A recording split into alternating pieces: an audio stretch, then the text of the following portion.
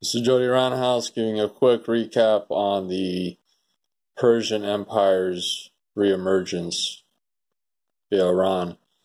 You had the initial Persian Empire of old, from ancient Greece, the Macedonians, who both defeated the Persian Empire, and then the Parthians rose up during the time of Rome.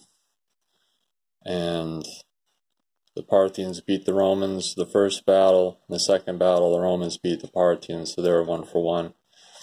And then Iran was formed. But now Iran is forming a empire again. I call it the Persian Empire version 3, B3. This is the border of Iran with Afghanistan. This would be the new empire.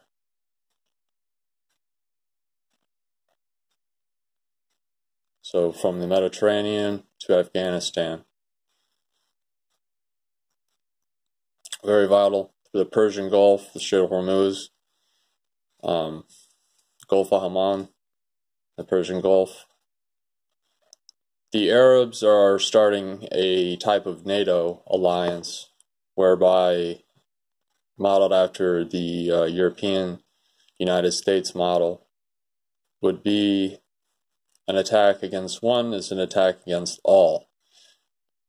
The Persians versus the Arabs. The Persians tend to be Shiite, the Arabs tend to be Sunni. Saudi Arabia, Oman, the United Arab Emirates, I believe Kuwait, not Qatar because they're being kept out, they're having a spat, and Egypt all held war games recently, about 1 week ago. Today is December 11th. So they all held war games to send a signal to Iran not to mess with them. Now the United States, we have thousands of forces in Saudi Arabia. Those are mostly counterterrorism. In Kuwait, we had in 2011 16,000 troops poised to strike back in once we left Iraq under Obama, because he failed to ratify a status of a forces agreement. In Syria, we have a publicly declared 2,500 troops. We have a carrier strike group in the Red Sea, a carrier strike group in the Persian Gulf.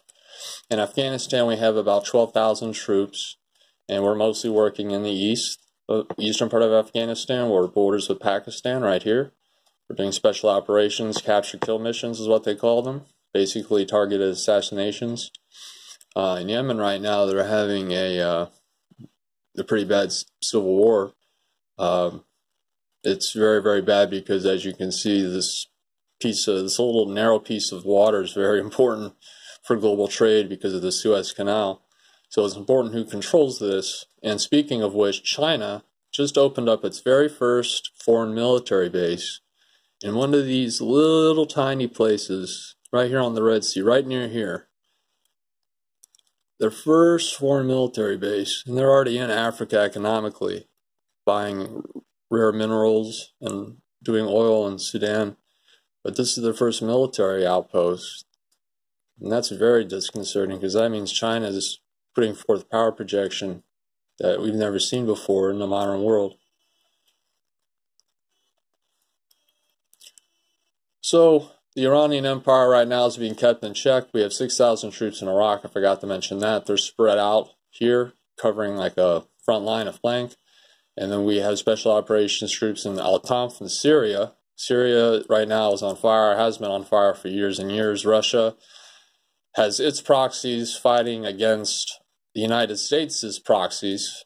The United States supports the Kurds. The Russians supports President Bashar al-Assad of Syria. Over 500,000 people have been killed. It's the most complex battle space in the history of warfare, in my opinion.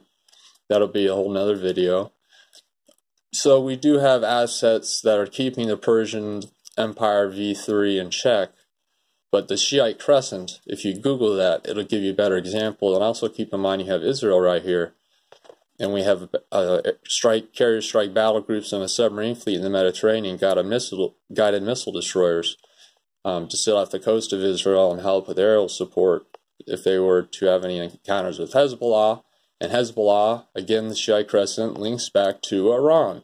So Iran's trying to establish a land bridge through here to get to Lebanon, to get in Israel. And we have troops here, like I said, at Al-Tanf, one of the border crossings, to block that from happening.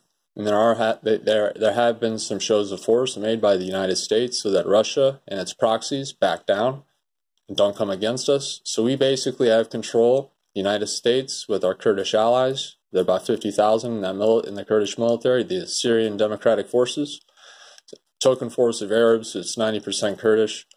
We control from here to here. And the Russians and Assad and the Iranians and the militias that Iran sent control plus the Euphrates. Mostly. They control what's about 50-50. Turkey's involved. Turkey's a member of NATO. Russia and NATO are arch enemies. I mean, this thing just goes on, and I'm talking about an Arab NATO.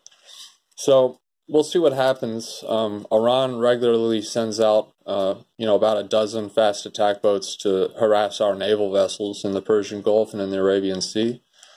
I personally feel that we should light those boats up and sink them as a show of force for deterrence, so that our allies in Saudi Arabia and whatnot, with that prince who butchered that guy in Turkey, he's militarizing too.